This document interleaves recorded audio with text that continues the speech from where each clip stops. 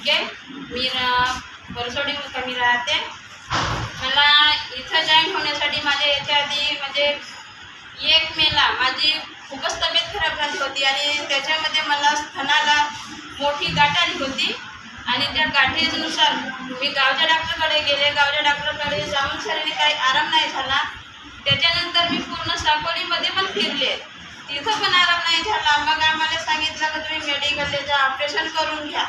तर मला ऑपरेशन करायला जाण्यासाठी तयारी केली मी, पण तर तिथंच आम्हाला तुषार मेश्राम सर मिळाले, म्हणजे माझे भाऊच आहे ते. त्यांना औषधी मिळाली सिरीमोलायम खरवची.